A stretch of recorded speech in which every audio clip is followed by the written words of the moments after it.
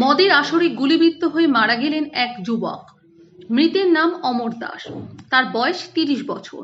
ঘটনাটি ঘটেছে নদিয়ার চাকদার দরাকপুর এলাকায়।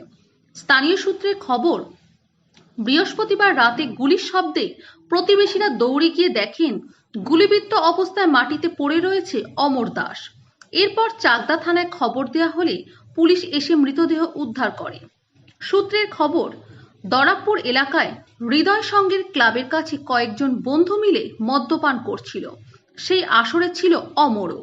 সেখানে বন্ধুদের সঙ্গে বচসায় জড়িয়ে পড়ে অমর।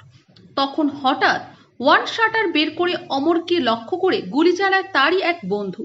এই ঘটনায় পুলিশ 4 জনকে গ্রেপ্তার করেছে। ঘটনার তদন্ত শুরু করেছে চাকদা থানার পুলিশ। কালকে কি শুনলেন? আমি কালকের ব্যাপারটা টোটালি আমি জানি না। আমি সকাল 5টায় ঘুম থেকে উঠেছি, উঠে এই খবর পেলাম। কি গুলি করে না কুপিয়ে খুন করেছে? শুনলাম গুলি করেছে। কারা কারা সেটা আমি বলতে পারবো না। ওখানকে আমি চিনি না। যে 4 জন যে অ্যারেস্ট হয়েছে পাড়ার ছেলেই, সেটাও আমি বলতে পারবো না। ওরা একসাথে মদ খাচ্ছিল। সেটা আমি জানি না। আমি সকালবেলা শুনেছি যে ছেলেটা মার্ডার হলো, মারা গেছে, যে ছেলেটা আমি এইটুকুই মারা গেছে, সে ছেলেটা কে হয় আপনার? বোনের জামাই।